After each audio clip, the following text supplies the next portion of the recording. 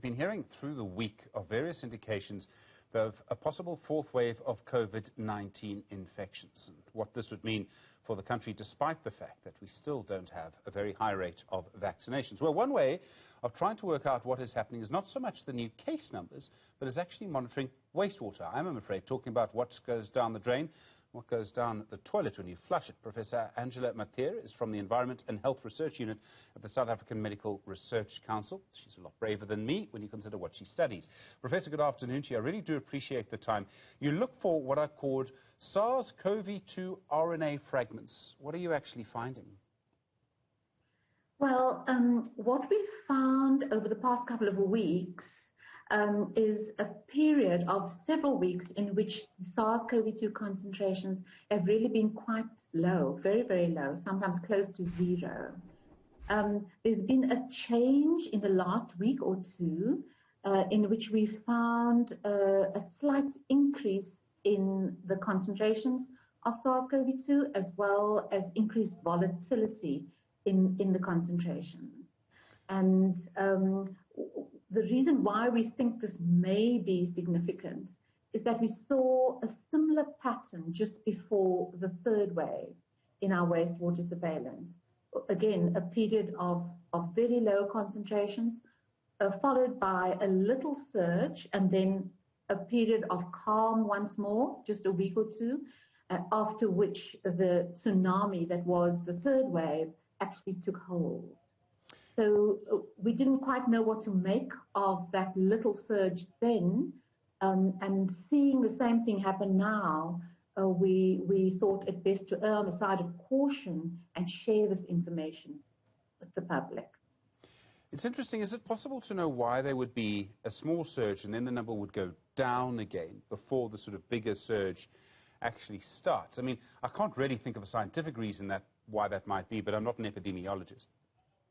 No, I think this virus really has just kept us on the back foot all the time. The behavior of the virus in the second wave was completely different to the third wave because of a new variant, the Delta variant, for example. And so we are learning day by day, and we don't fully understand the data. But when we saw this pattern, that's what triggered us to share this information with the public. But none of us really understands what's going on. I think it's 70 treatment plants that you're looking at. So we know that the first, second and third wave started in different parts of the country and then moved through the country. In some places, some places just weren't as badly affected as others. Are you seeing different things happening in different provinces? Well, what we're noticing now is this kind of surge in volatility or increase in the SARS-CoV-2 concentrations. We're seeing it at certain or some wastewater treatment plants in all of the 4 provinces. In between the third wave and up to now, there's always been a degree of volatility, low-grade volatility in the SARS-CoV-2 concentrations. They were like 300 copies per mil, 200 copies per mil, then close to zero, and in the following week it's 300 or 400 again. And what we're seeing now is that those concentrations are going up to 700 copies per mil, 1,000, 2,000 copies per mil. And then once again, it's like the waves used to be very low grade, and now the waves are just increasing in size slightly. And the concentrations compared to what we saw at the peak of the third wave, the concentrations are still low, but it's just this change in the pattern that is giving us cause for concern. Is there any way, I mean, I presume you can compare what you're seeing here, this volatility, this up and down, this small surge, with the number of new official cases that are being reported every day. And I mean, we know that the number of official cases reported every day obviously isn't the same as what's actually happening. We know that because of the nature of this disease. Is it possible to compare the two? If you put them on a graph, do they look the same? Well, we have actually in the past, we have, with the third wave, we've been able to compare the cases in the city of Cape Town, for example, with the SARS-CoV-2 concentrations that we see in the wastewater. And when we take the city overall, at individual wastewater treatment plants, it's a bit harder to see the pattern. when we look at the city overall, we can see that the SARS-CoV-2 concentrations rise about a week or week and a half before the cases rise.